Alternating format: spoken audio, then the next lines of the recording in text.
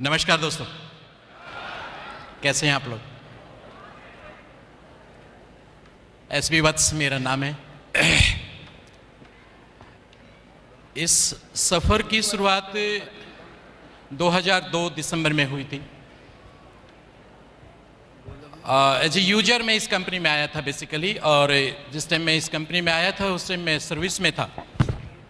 Delhi police में एक अच्छी ऑनरेबल पोस्ट पे था।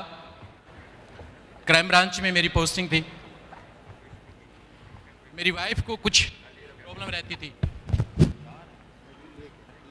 काफ़ी डॉक्टर्स को दिखाया, कोई इलाज नहीं मिल रहा था। बहुत सारी दवाइयाँ उनको देनी होती थी। आप कह सकते हैं कि जिस परिवार का जो मेन पिलर है, अगर वो चारपाई पे होगा तो वो परिवार कैसे चलेगा। मेरे 2 बच्चे, मैं, मेरी वाइफ, फादर मदर गांव में रहते थे। ड्यूटी भी जाना होता था, मिसेज को भी संभालना होता था। मेरे एक फ्रेंड जो बाद में मेरे थैंक यू अपलाइन भी रहे, वो आज भी मेरे स्टिल वो अपलाइन है। Thank you so much. उन्होंने मुझे इस प्रोडक्ट के बारे में बताया।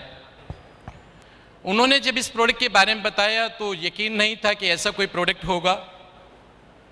लेने शुरू किए, उनको रिजल्ट आया। There is no doubt, product ultimate है, वो रिजल्ट आएगा ही। आप लें, मैं लूं, कोई भी ले। काम करने का निश्चय लिया। मई 2003 में मैंने काम करने का निश्चय लिया, क्योंकि उससे मैं बहुत बिजी था। सुबह ड्यूटी जाने का टाइम होता है पुलिस वालों का, आने का टाइम नहीं होता। अक्सर मैं देखता हूं, अभी एफएलपी में बहुत सारे लोग आते हैं, वो कहते हैं कि मेरे पास समय नहीं है। मैं कहता हूं पुलिस वालों से ज्यादा बिजी कोई नहीं होता। उनका ड्यूटी जाने का टाइम होता है, शाम को जब सब लोग छुट्टी करके ऑफिस के लिए निकलते हैं, ऑफिस से घर के लिए निकलते हैं, तब वो फिक्स करते हैं कि आज रेड किस पे करनी है, आज किसको उठाना है, किसको ट्रैप करना है। रात को 12 बजे, 1 बजे, 2 बजे, 3 बजे में भी आप रात को आए, में भी ना आए। तो बहुत बिजी था। तो उसका एक हल था कि मैं अपनी छुट्टी लूं। छुट्टी लेके काम करना शुरू किया। 16 मई 2003 मुझे डेट याद है। मैंने ईएल भरी। मेरे बॉस ने मुझे बुलाया, क्या करोगे इतनी छुट्टियों का, 1.5 महीने की छुट्टी आपने अप्लाई कर दी है। मैंने कहा सर मुझे कोई काम करना है। बॉस के साथ मेरी बहुत अच्छी टून अप थी, क्योंकि वो मेरी बहुत सारी स्थितियों को जानते थे। उन्होंने कहा कोई बात नहीं, आप छुट्टी ले लो, लेकिन टाइम से वापस आ जाना। 1.5 महीने की छुट्टी लेके मैंने काम करना शुरू किया। और 1.5 महीने की छुट्टी में तो सक्सेस होना नहीं था। और सक्सेस का तरीका आप लोग सभी जानते हैं। बहुत सारे मेरे साथी लीडर्स आप लोगों को, मेरे सीनियर लीडर्स आप लोगों को बता भी रहे कि सक्सेस पे जाने से पहले आपको ट्रेनिंग के प्रोसेस से गुजरना होगा। अगर आप ट्रेनिंग से नहीं गुजर पाएंगे तो आपकी सक्सेस अधूरी है और वो टेम्परेरी है। तो ट्रेनिंग लेना शुरू किया। 1.5 महीने तक लगातार ट्रेनिंग। छुट्टियां खत्म हो गई, लेकिन कमिटमेंट था कि मैं भी इसमें कामयाब होकर दिखाऊंगा। फिर 1.5 महीने की ईएल एक्सटेंड करवाई। 3 महीने में भी बात नहीं बनी। एक कसम थी कि वापस ड्यूटी पे उस दिन जाऊंगा जिस दिन मेरा चेक 1 लाख रुपए का होगा।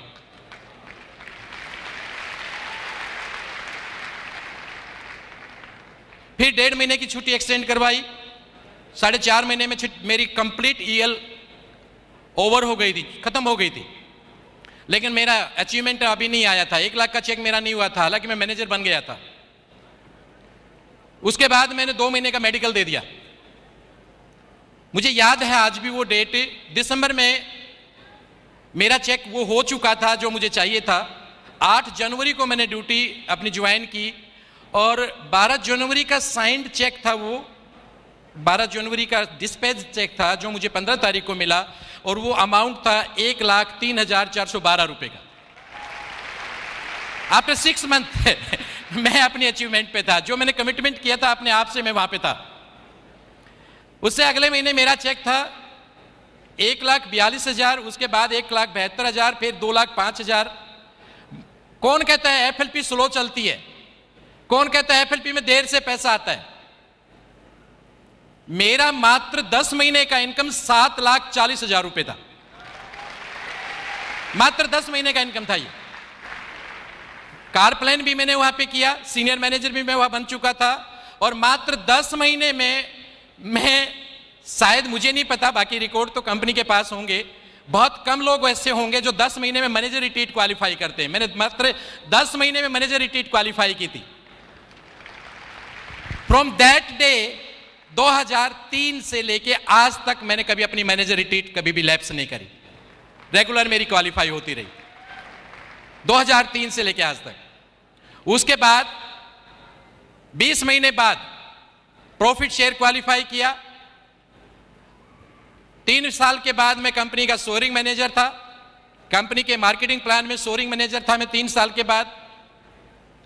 और दोस्तों, car plan 1, car plan 2, car plan 3, again car plan 3, again car plan 3, 5 बार कार प्लान मैं ले चुका हूं। 5 बार कंपनी की मार्केटिंग प्लान के थ्रू मैं प्रॉफिट शेयर अचीव कर चुका हूं। 2008 ऑनवर्ड रेगुलर में ग्लोबल रैली क्वालिफायर हूं। ये सारे के सारे जो अचीवमेंट मिले, देयर इज नो डाउट आप लोगों के सहयोग से, मेरे टीम मेंबर्स, मेरे अपलाइन, डाउनलाइन, इवन मेरी ब्रदर लाइन, उन सब लोगों की प्रेरणा से, एक एक वो ट्रेनर जो एफएलपी में ट्रेनिंग्स देता है, चाहे वो बॉम्बे देता है चाहे दिल्ली देता है, कहीं ना कहीं उनसे हमारे को ट्रेनिंग मिली, नेशनल, इंटरनेशनल, और सबसे बड़े कोच हम सब के मिस्टर अमरजीत उबी सर की ट्रेनिंग को मैंने कभी मिस नहीं किया। Yes, is a great coach. एक एक शब्द को हम लोगों ने अपनाया, उसको डीपली डाइजेस्ट किया, जो बड़ा मुश्किल होता है सब लोगों से, क्योंकि अगर आपको किसी सिस्टम में सक्सेस होना है तो आपको बदलना पड़ेगा, चेंज होना पड़ेगा। आप पुराने सिस्टम को नए सिस्टम में ला ही नहीं सकते। मेरे जैसा व्यक्ति जिसका एकदम अलग हटके फील्ड है, आप लोग पुलिस अफसरों को जानते होंगे, मेरे ख्याल से देखते होंगे आए दिन, है ना? हेलो, कभी वास्ता ना पड़े तो अच्छा है। 3 चीजों से भगवान ना मिलाए, एक खाकी वर्दी से, एक काले कोट से, और एक सफेद कोट से। डॉक्टर, वकील और पुलिस वाला, खुशी में कोई नहीं जाता इनके पास। तो मेरे दोस्तों, क्योंकि इनका एटीट्यूड अजीब होता है, मेरा भी एटीट्यूड, क्योंकि मैं भी उस 25 साल तक उस जॉब में रहा हूं। Anti corruption branch, vigilance, crime branch, immigration, traffic police, ये सारी मेरी यूनिट रही हैं जिनके अंदर मैंने ड्यूटी की है। उस जॉब से इधर कन्वर्ट होना, एज वेल एज इधर सक्सेस होना, बहुत एक लंबी स्टोरी है दोस्तों। और ये एक टर्निंग पॉइंट है मेरी लाइफ का, आप इसको ऐसे कह सकते हैं। हर व्यक्ति की जिंदगी में कहीं ना कहीं एक टिस होती है कि मैं एक एक्स्ट्रा इनकम लूं। अपनी इनकम से कोई भी सेटिस्फाई नहीं होता है। सैलरी की कुछ लिमिटेशंस होती हैं, उस सैलरी से आप जस्ट दाल रोटी खा सकते हैं। आजकल तो दाल भी महंगी हो गई है वैसे, लेकिन आप बड़े सपने नहीं देख सकते। आप अपने बच्चों को वो नहीं दे सकते जो जिसके लिए वो डिजर्व करते हैं। तो उसके लिए क्या है, इस महंगाई के जमाने में आइदर या तो आप एक साइड जॉब करो, साइड बिजनेस करो, या फिर कोई दूसरा काम करो। मेरे पास भी ऑप्शन था, एक बेहतरीन ऑप्शन था जो मेरे बहुत सारे साथी पहले से कर रहे थे, टेबल के नीचे से लेने का। अच्छा है क्या ऑप्शन? लेकिन मैं चूंकि एंटी करप्शन ब्रांच में रहा हूं, मैंने लोगों को जेल में जाते हुए, रोते हुए, बिलखते हुए देखा है। मैं अपनी जमीर को मार के पैसा नहीं लेना चाहता था, कभी भी रिश्वत नहीं लूंगा मैं। मैंने अपनी जिंदगी में कभी ऐसा कोई काम नहीं किया जिससे मेरे बच्चों को शर्म से उनकी गर्दन झुक जाए, बल्कि मैं ऐसा काम करता हूं, भूखे रहूंगा, मैं दाल रोटी खाऊंगा, चटनी रोटी खाऊंगा, कोई ऐब नहीं है। बीड़ी, सिगरेट, तंबाकू, शराब, मांस, मिट्टी, दारू, कोई है नहीं एक पुलिस वाला ऐसा देखा कभी आप लोगों ने? नेवर। मैं ऐसा कभी कोई काम नहीं करता जिससे मेरे बच्चों की गर्दन झुके। मैं रिश्वत नहीं लूंगा। तो मैं क्या करूं एक्स्ट्रा इनकम के लिए? मैंने अपने जॉब के साथ साथ इंश्योरेंस का काम किया। कभी देखा कोई पुलिस वाला इंश्योरेंस करते हुए? बहुत कम। छुट्टी वाले दिन जैसे मेरे को मौका लगता है मैं इंश्योरेंस करने निकल जाता था। 2 लोगों की, 4 लोगों की, जो पॉसिबल होती इंश्योरेंस करता। 5 साल तक मैंने किया। और 5 साल के बाद मेरी एक आदत है, किसी काम को या तो करो मत, और करो तो उसमें पूरा मन लगा के करो और पूरा उसको टाइम दो। 5 साल तक काम करने के बाद मैंने पाया कि इस एक्स्ट्रा इनकम से मेरा काम नहीं चल सकता। मैंने ट्रांसपोर्ट का काम किया। मेरे कजन ट्रांसपोर्ट कमिश्नर थे उस टाइम पे। उनके पास भी उनकी खुद की बसें होती थी, रेड लाइन बसें, और रेड लाइन बसों में उस टाइम अच्छी इनकम थी। मेरी भाभी शाम को नोटों का थैला भर के ऐसे छुपा के रखती थी। मैं, पैसा किसको अच्छा नहीं लगता? ठीक है, इसमें क्या गलत है? मुझे भी करना चाहिए। मैंने अपना जीपीएफ निकाला। लोगों में बड़ी अच्छी इमेज थी, बड़े अच्छे दोस्त थे। उन्होंने कहा आपको पैसा चाहिए तो ले जाओ भैया। उन्होंने खुद ही भिजवा दिया। एक बस ले ली मैंने, और उन्होंने एट द सेम टाइम मुझे राय दी, क्या रेड लाइन में रखा है? दिल्ली खेतड़ी का परमिट निकला हुआ, दिल्ली खेतड़ी नेशनल हाईवे पर बस चलाना। अरे ये तो और भी अच्छी बात है। मैंने दिल्ली खेतड़ी का परमिट लिया और बस वहां पे लगा दी।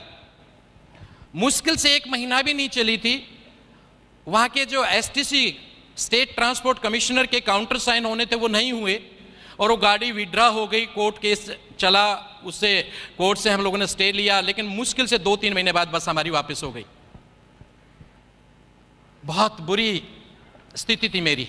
मेरी सैलरी 20-22 हज़ार रुपये, ड्राइवर की तनख्वाह 15 हज़ार रुपये, कंडक्टर की तनख्वाह 5 हज़ार रुपये, ऊपर से क्लीनर, ऊपर से गाड़ी की 17,800 रुपये किस्त। मैं कहाँ से पे करूँगा? बस मेरे घर पे के बाहर खड़ी थी। डग्गेमारी में चलाई, नेपाल बॉर्डर पे जाती थी, हरिद्वार जाती थी, वहाँ पे जम्मू कटरा चलने लगी। एक बार एक ठेकेदार को बस दे रखी थी, उसने नेपाल बॉर्डर पे ले जाके वहाँ पे गाड़ी का इंजन सीज कर दिया। 3 दिन में उस बस को हम क्रेन से ढो के लाए यहाँ पे। 85 हज़ार रुपये लगा के उस इंजन को उठवाया। कान पकड़ लिया, जिंदगी में दोबारा ये काम नहीं करूँगा। बावजूद इससे यहाँ पे नहीं रुका। सलाहकार बड़े अच्छे रहते हैं। उन्होंने कहा एक बस कभी भी कमा के नहीं देती, दूसरी और ले लो। ABCD भी नहीं आती थी बिजनेस की। और चांस की बात है कि जैसे तैसे करके एक और ले ली। मिसिस की ज्वेलरी भी बेच दी। मिसिस डिप्रेशन में चली गई। अपना ऑफिस खोला, ट्रांसपोर्ट का ऑफिस खोला।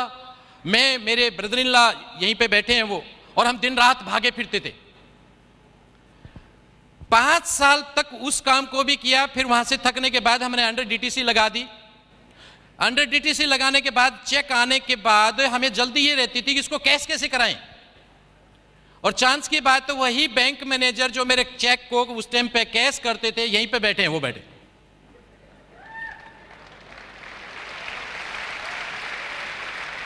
Thank you sir, thank you. आपने उस टाइम मेरे को बहुत साथ दिया, लेकिन आज मेरा प्रॉमिस है मैं अब आपको साथ दूंगा।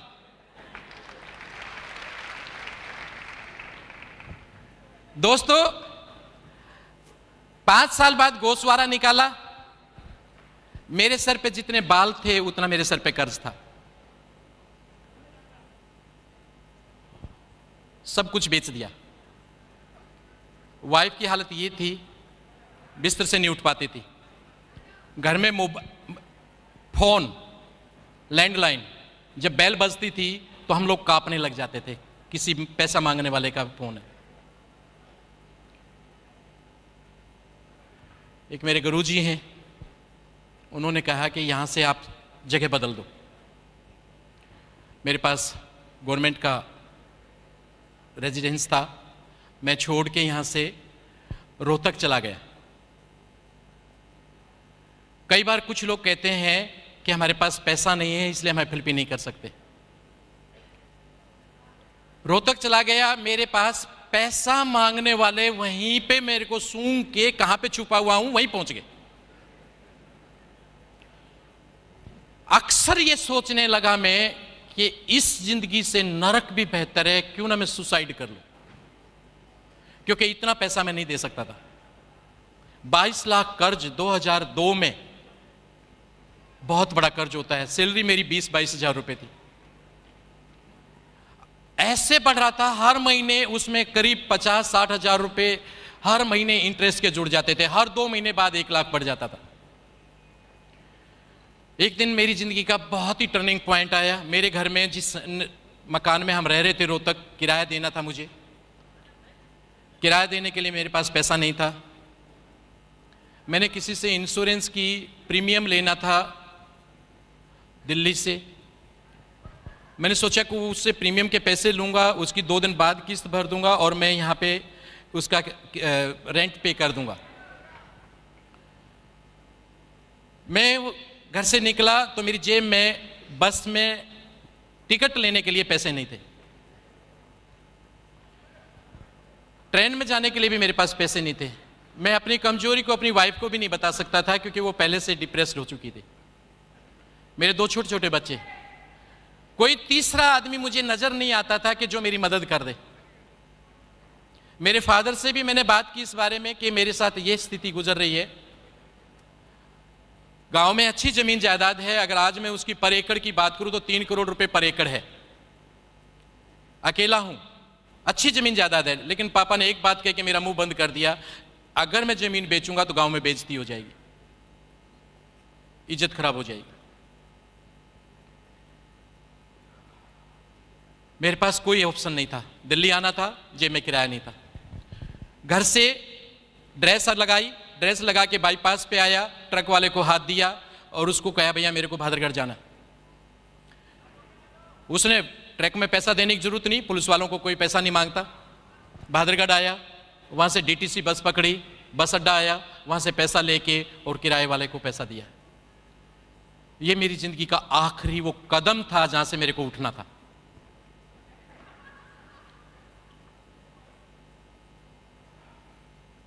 मेरे दोस्त, मेरे हितैषी, मेरे अपलाइन मिस्टर आर.बी. लाकड़ा, उन्होंने मुझे इसके बारे में बताया कि उनकी बहन ठीक हुई है इन प्रोडक्ट को लेके, क्यों ना आप भाभी जी को ये प्रोडक्ट दें।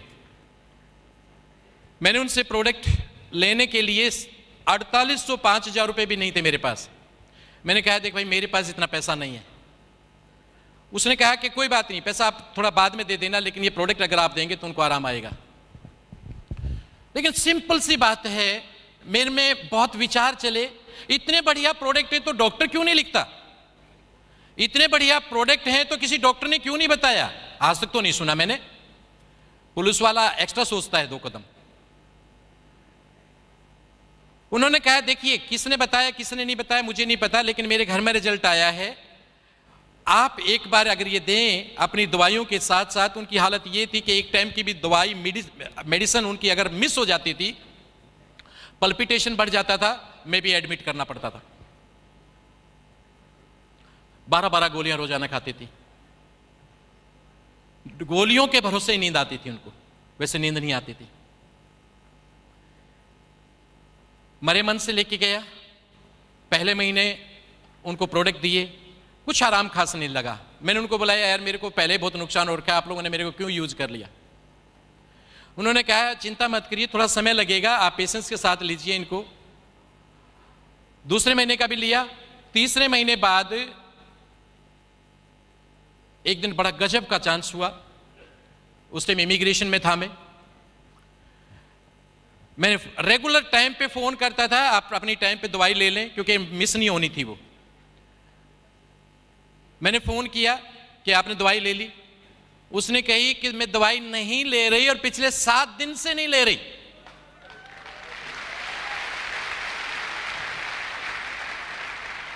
और आज के बाद इस जहर को खाऊंगी भी नहीं मैं नहीं लूंगी ये दवाइयां, और मैं बिल्कुल ठीक हूं।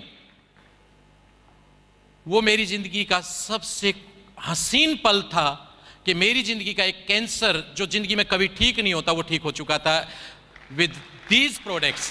Thank you so much sir, thank you.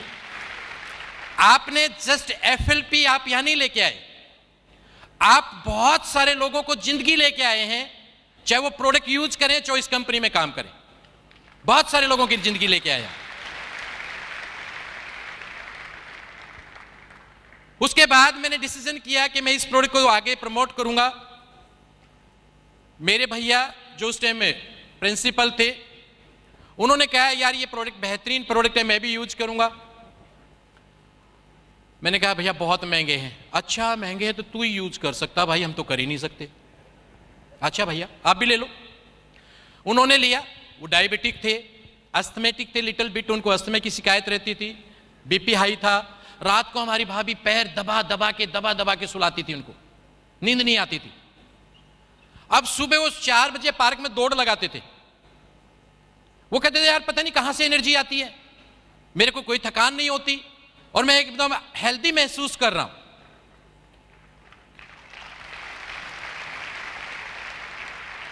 उन्होंने मुझे प्रेरित किया कि ये इतनी अच्छी चीजें हम दूसरे लोगों तक क्यों नहीं भेजते, ये तो बहुत अच्छी चीजें हैं, किसी को शिकायत नहीं आएगी, लोगों को आराम आएगा, लोग हमें दुआ देंगे। यहां तक कोई बिजनेस वाली बात भी नहीं थी। वो भी मेरे साथ लगे और वो मेरे पहले सीनियर मैनेजर भी बने, बाद में कारप्लेन भी किया उन्होंने। आजकल बिजी हो रहे हैं, इंजीनियरिंग कॉलेज बनाया उन्होंने, इसलिए वो बिजी हो रहे हैं, नहीं ध्यान दे पाते। बहुत सारे चैलेंजेस आए क्योंकि उस टाइम पे दोस्तों यहां पे जो आज आप देख रहे हैं सीन, ये बहुत एडवांस है। यहां तक का सफर जो निकला है, उस टाइम पे जब हम काम करते थे शुरुआत के दिनों में, बाय चांस किसी के एक के पास कोई टेस्टिमोनी मिल जाती, कलर पेपर मिल जाता, लो भैया मलेशिया में इस लेडी के मीजल्स ठीक हो गए, ये एक्ने ठीक हो गया, ये इसके ये प्रॉब्लम ठीक हो गए, तो सारे लीडर उसकी कॉपी करके घुमा लेते थे।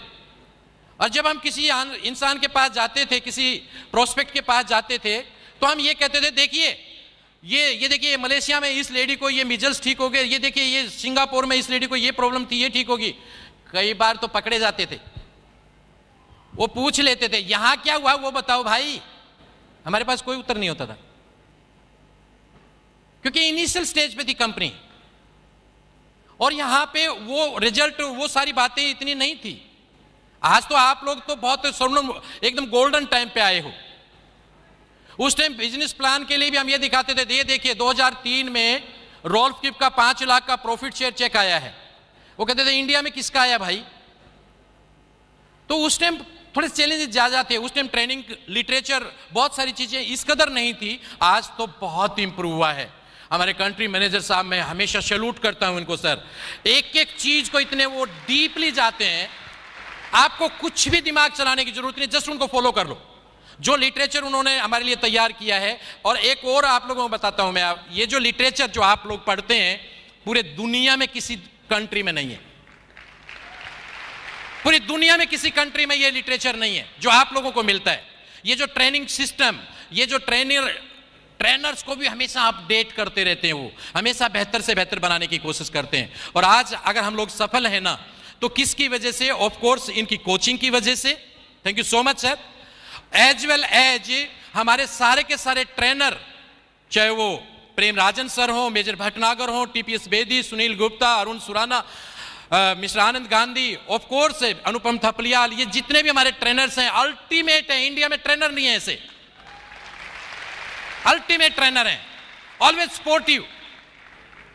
एक से एक ट्रेनिंग को इतने बेहतर तरीके से चार्ट किया गया, इतने बेहतर तरीके से ट्रेनिंग देते हैं। और यही वजह है जो मैं आज स्टेज पे खड़ा हूं। अगर मैं ट्रेनिंग में नहीं होता तो मैं आज यहां नहीं होता।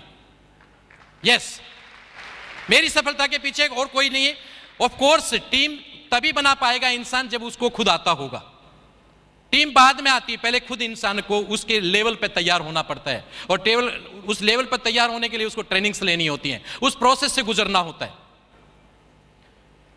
बहुत सारी ट्रेनिंग्स ली, आज भी ट्रेनिंग कभी भी मिस नहीं करते। जो भी लिटरेचर कहीं पे भी मिलता है, मैं तो उसको याद नहीं करता, मैं उस लिटरेचर को पढ़ता नहीं हूं, पूरी तरह से डाइजेस्ट करता हूं। मैं अपनी टीम को भी एक ही बात सिखाता हूं, एक ही मेरा फार्मूला, मेरी टीम वाले सब लोग जानते हैं। A few books well digested and studies is better than thousands books gargled in the mouth. एक ही फार्मूला है, हजारों किताब पढ़ने से बेहतर है एक ही किताब को पूरी तरह से अपनी जिंदगी में उतार लो। एक एक पेज आप पढ़ो, ना केवल पढ़ो उसको, अगले दिन फिर वहीं से शुरू करो, अगले दिन फिर वहीं से शुरू करो, और फिर उसको अपनी जिंदगी में अपना लो, तब आप चेंज हो पाओगे। अगर आपने आज पढ़ा और किताब को फेंक दिया तो कुछ नहीं हो सकता।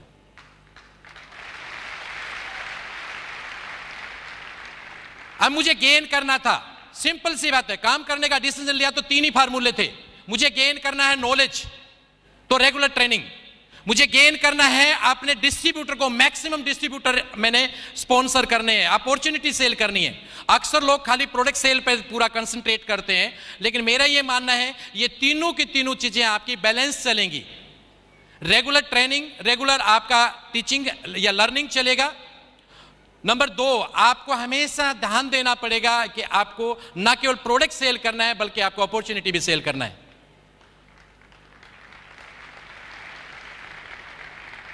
आज भी मेरा एक वसूल है, मेरे टीम में कोई भी व्यक्ति कहीं भी किसी भी डाउन में हो, मैं परवाह नहीं करता ये मेरा 12वां डाउन लाइन है, ये मेरा 10वां डाउन लाइन है, मैं जानता ही नहीं 6 3 2 क्या होता है, नहीं जानता।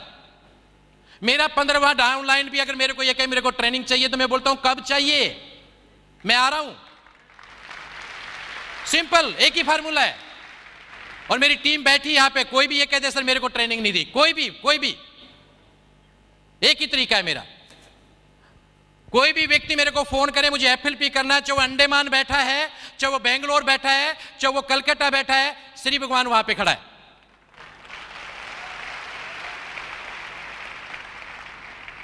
एक वक्त ऐसा था जब मेरे पास बस में देने के लिए किराया नहीं था, उस दिन को याद करता हूं। आज एक सप्ताह में या एक महीने में कम से कम 3 से 4 बार फ्लाइट की ट्रेवल करता हूं। Thank you sir.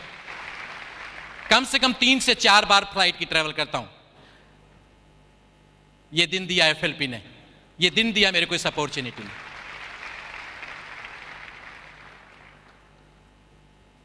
आज इस अपॉर्चुनिटी की वजह से, इस कंपनी की वजह से, मेरी टीम के लोगों की मेहनत की वजह से आज ये अचीवमेंट मुझे मिला है।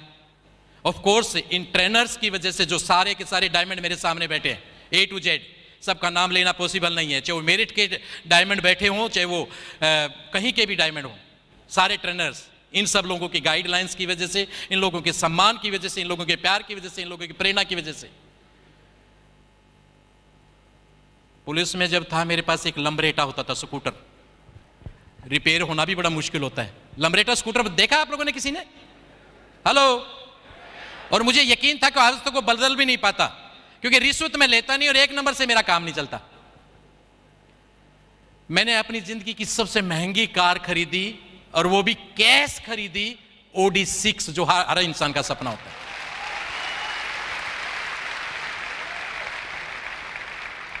HDFC बैंक में मेरा अकाउंट है, वो अक्सर मुझे फोन करते रहते हैं, सारे सर आपका ये प्री अप्रूव्ड लोन है 30 लाख का, सर आपका ये प्री अप्रूव्ड लोन है 60 लाख का, सर आपका ये प्री अप्रूव्ड क्रेडिट कार्ड है आपका 10 लाख का, 5 लाख का, ऐसे करते रहते हैं। मैं बोला तुम्हें लोन चाहिए तो बोलो, अपने को नहीं चाहिए, अपने को नहीं चाहिए, बिल्कुल नहीं चाहिए। आज मेरे पास FD है, आज मेरे पास रेगुलर डिपॉजिट करता हूं मैं, रेगुलर मैं सेविंग करता हूं, एक सिस्टम अपनाता हूं। हर इंसान का एक सपना होता है जो मैं पुलिस से कभी पूरा नहीं कर सकता था, कि मेरे बच्चे हाईली क्वालिफाइड हों। आपका भी सपना है क्या? आज मेरी बेटी MD कर रही है RML हॉस्पिटल से, केवल FLP की वजह से। मुझे फक्र है। उनकी फीस देने के लिए या उनको फैसिलिटी देने के लिए मुझे कभी सोचना नहीं पड़ता। अभी उसकी MD पूरी होने वाली है तो वो पूछी पापा अब? मैं बोला अब आगे MCH कर, नौकरी नहीं करनी, पढ़ जहां तक पढ़ना है तेरे को। ये फीलिंग आती है आपकी इस अपॉर्चुनिटी से, ये फीलिंग आती है आपकी फाइनेंशियल फ्रीडम से।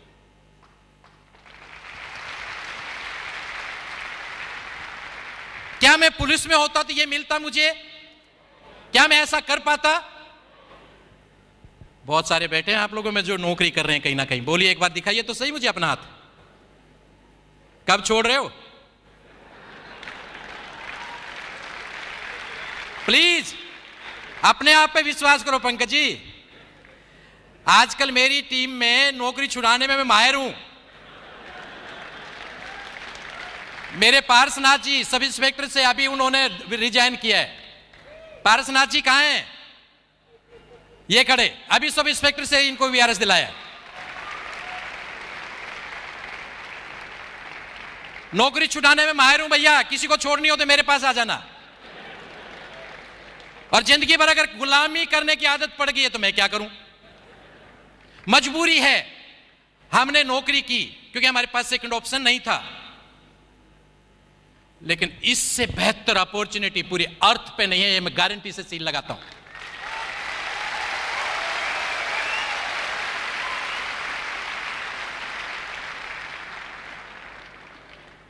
आप लोग जब कंपनी को जांचते हैं ना, कुछ लोग नए आते हैं ना, तो मुझे कई बार हंसी आती है। सर ये कंपनी कैसी है, सर इसका बिजनेस कैसा है, सर ये कंपनी भाग तो नहीं जाएगी, सर ये कंपनी क्या है। मैं इसके बारे में भी बता दूं आप लोगों को। क्राइम ब्रांच में था, मैं स्टाफ ऑफिसर था मिस्टर रंजीत नारायण का। स्पेशल सीपी क्राइम थे वो,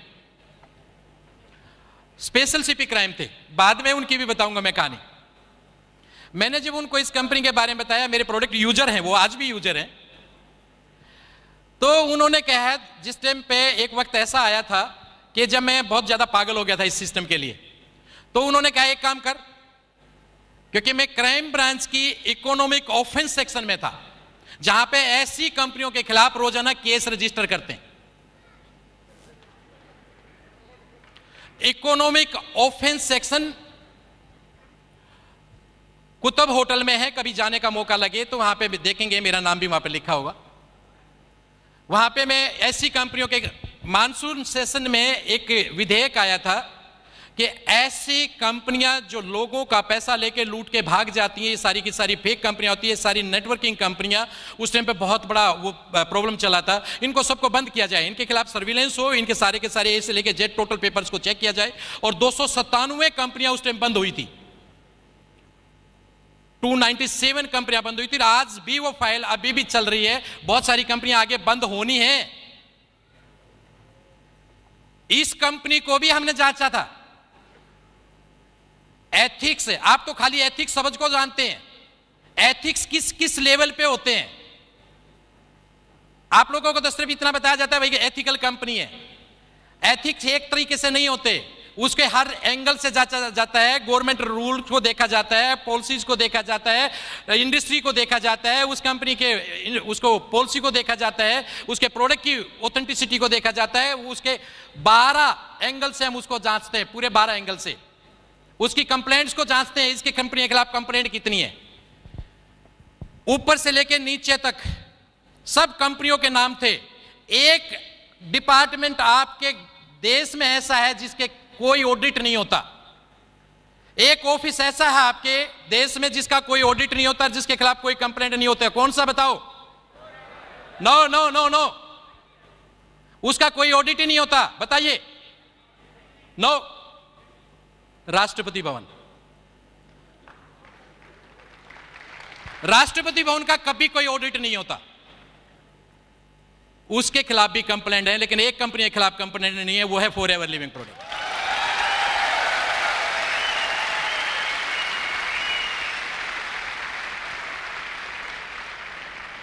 शायद ही कोई ऐसा गवर्नमेंट डिपार्टमेंट हो जिसने हमेशा टाइम पे पैसा दे दिया हो, शायद ही। कितना भी ऑथेंटिक डिपार्टमेंट क्यों ना हो, कितना भी सिस्टमेटिकली डिपार्टमेंट क्यों ना हो, लेकिन 2 बार तो पैसा लेट होता ही होता है। 31 मार्च को और 31 सितंबर को फाइनेंशियल क्लोजिंग होता है, 6 मंथली और ईयरली, तो 2 बार तो पैसा लेट होता ही होता है। सैलरी क्या कहते हैं पंकज जी? एक कंपनी दुनिया में ऐसी है जिसका पैसा लेट नहीं होता, वो है फॉरएवर लिविंग प्रोडक्ट।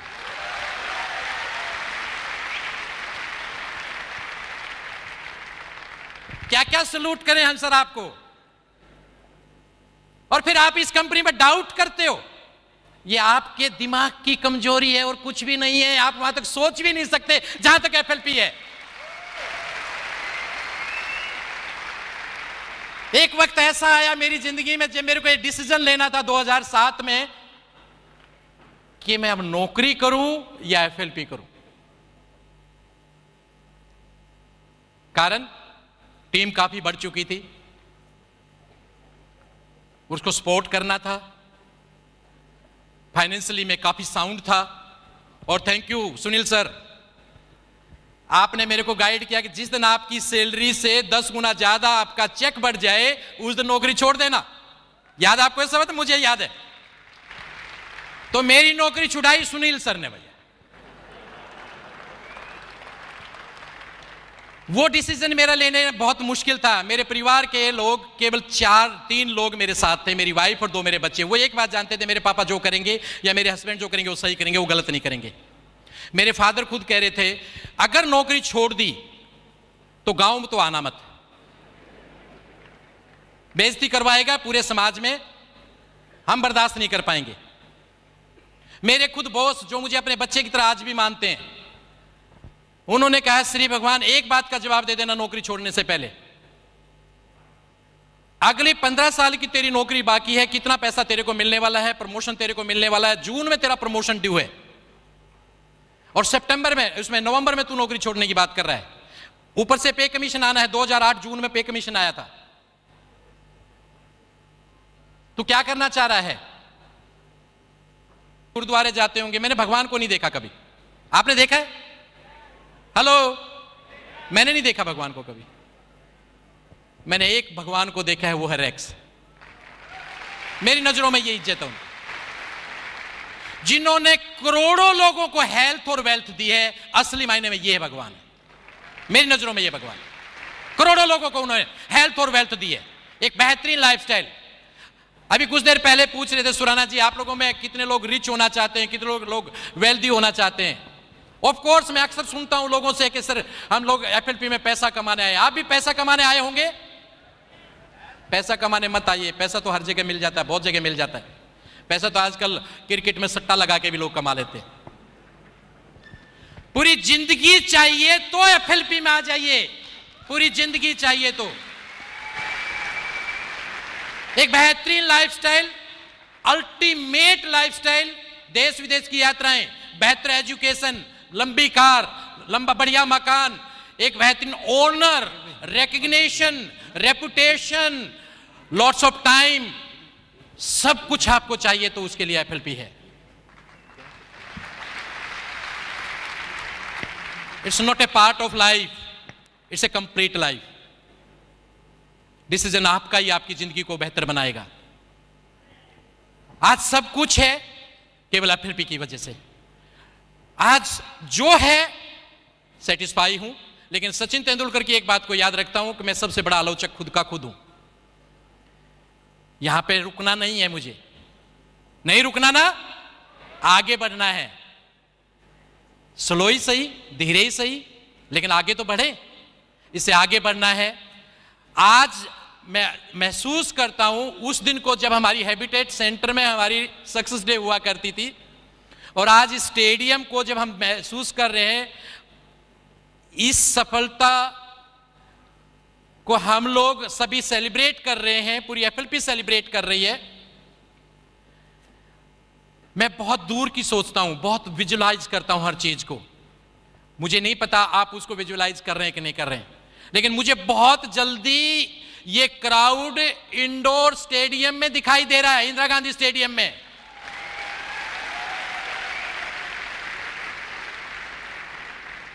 आपको दिखाई दे रहा है क्या? ये छोटा नहीं पड़ गया हमारे लिए? हम बहुत जल्दी इंडोर स्टेडियम में जाने वाले हैं, ये आज मेरी बात को याद रखिएगा।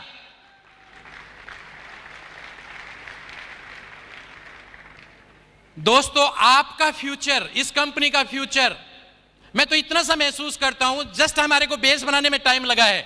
एक जैसे कि हमारे रेक्स सर ने एक बड़ी गजब की स्टोरी सुनाई थी चाइनीज बम्बों के बारे में, कि पहले साल लगाया कुछ भी महसूस नहीं हुआ, दूसरे साल उसमें पानी देते रहे, वो उसमें चांटिंग करते रहे, कुछ भी महसूस नहीं हुआ, फिर उसके बाद धूप अगरबत्ती करते रहे, फिर भी कुछ चांटिंग नहीं हुआ, तो उसमें ग्रोथ नहीं हुआ। तीसरा साल, चौथा साल, 5 साल के बाद जब उन्होंने जाके देखा तो एकदम वो 75 फीट ऊंचा था। आज वही एफएलपी हो चुकी है। बेस बनाने में हमारे को 10 साल लगे, 12 साल लगे, लेकिन आज FLP जब हम महसूस करते हैं कि ऐसी रैली तो हमारे हर स्टेशन पे होने लग गई है।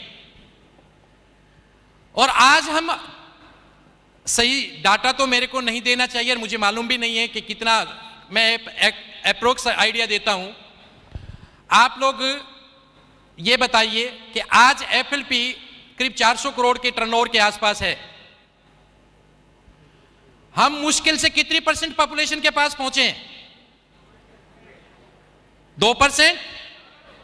2% भी टच नहीं किया हम लोगों ने भैया। 1.25 बिलियन पॉपुलेशन है हमारे देश की, 1.25 बिलियन। 1 मिनट में 50 लोग, 1 घंटे में बच्चे, 1 घंटे में 3000 बच्चे, आज ही मैंने डाटा निकाला है, 1 घंटे में 3000 नए बच्चे आ जाते हैं। और कई बार मैं अपने डिस्ट्रीब्यूटर देखता हूं, वो ये कहते हैं सर उसको उसने ज्वाइन करा लिया, सर उसको उसने ज्वाइन करा लिया। मैं कहता हूं रे इतनी देर में तो और आ चुके हैं 10। क्यों टेंशन ले रहा है? पॉपुलेशन में तो महार हैं हम लोग, क्या है टेंशन ले रहे? ज्वाइन करा लिया, करना आने देना, तू दूसरा देख ले। और 10 ने काम नहीं करा तो क्या फर्क पड़ता है, 30 और 11वां देख ले, राइट? तो दोस्तों, सबसे पहले आज इस सफलता के लिए मुझे यहां पे खड़ा होकर 2 बात बोलने के मौका देने के लिए सबसे पहले मैं दिल से धन्यवाद करना चाहूंगा अपने कंट्री मैनेजर का। Thank you so much sir.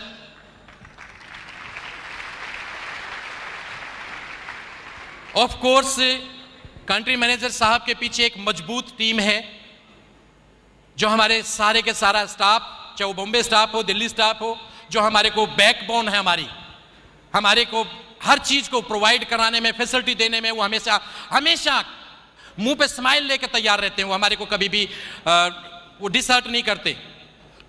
FLP staff कैसा है हमारा? रैक्स की पिक्चर दिखाई देती है उनमें।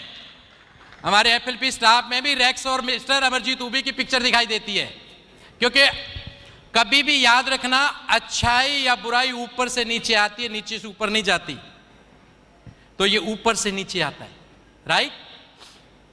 तो मैं बहुत आभार प्रकट करना चाहता हूं उन लोगों के लिए, ऑफ कोर्स सभी ट्रेनर्स के लिए, इसके साथ साथ उन सब लोगों के लिए जिन लोगों ने जाने अनजाने मेरे ग्रुप से या मेरे इस अचीवमेंट के लिए या मेरे साथ मिलके काम किया, मेरी टीम के ईच एंड एवरी व्यक्ति के लिए, मेरे सारे लीडर्स के लिए,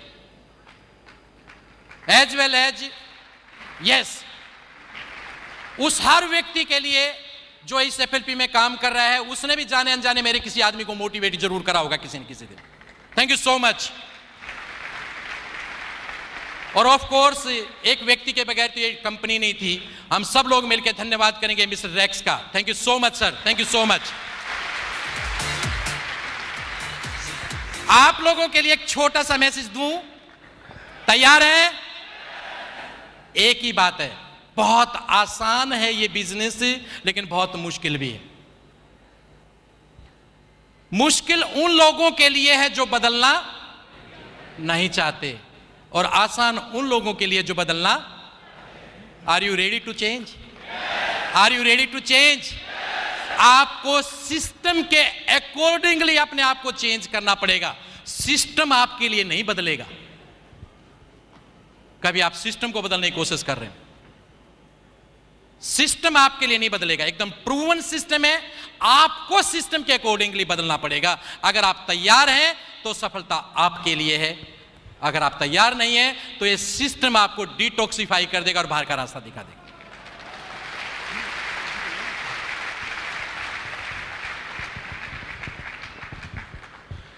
समय बहुत कम है, पूरा दम लगा दो तुम। कुछ लोगों को मैं जगाता हूं, कुछ लोगों को जगा दो तुम। Thank you so much, thank you.